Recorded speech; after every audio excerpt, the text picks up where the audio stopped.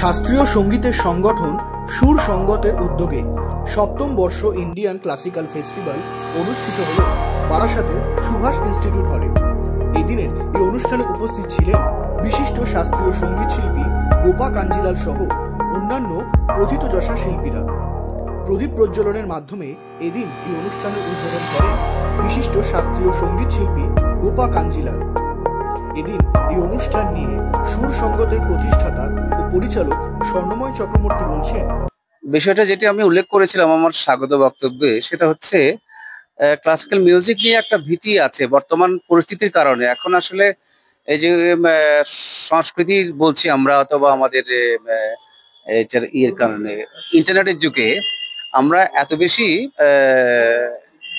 কি বলবো, সারা পৃথিবীর মিউজিক নিয়ে এত বেশি উন্মাতাল হয়ে গেছি। আর আসলে আমরা জানি না আমাদের ভারতবর্ষের যে সংস্কৃতি, আমি যেটা স্বাগত বক্তব্যে বললাম যে আমাদের ভারতীয় যে সঙ্গীত, যেটা রিফাইন মিউজিক বলা হয়, মানে ভারতীয় শাস্ত্রীয় সঙ্গীত, এই ভারতীয় শাস্ত্রীয় সঙ্গীতটা এটা আমাদের ঐতিহ্য, এটা আমাদের যেখানে গৌরব করবার কথা, গর্ব করার কথা, এরকম একটা বিষয়ের আমরা উত্তরসূরি।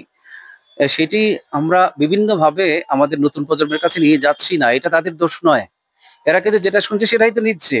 তো তাদেরকে আমরা ভালো জিনিসটা দেওয়ার কোনো ব্যবস্থা করছি না, না রাষ্ট্রীয় পর্যায়ে করছি, না খুব একটা যতটা পরিমাণ হওয়া উচিত। রাষ্ট্রীয় পর্যায়ে কিছু কিছু প্রোগ্রাম হয়, কিন্তু যেটি হওয়ার কথা ছিল আমাদের যে শিক্ষা ব্যবস্থা, প্রাইমারি স্কুল বা হাই স্কুল বা কলেজ, সেখানে এটাকে কম্পালসারি সাবজেক্ট করতে হবে, সেটি আমরা করছি না।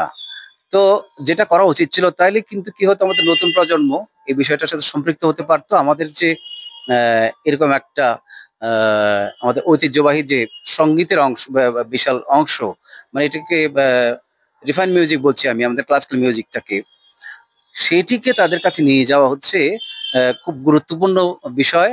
ব্যুরো রিপোর্ট, নজরে বাংলা।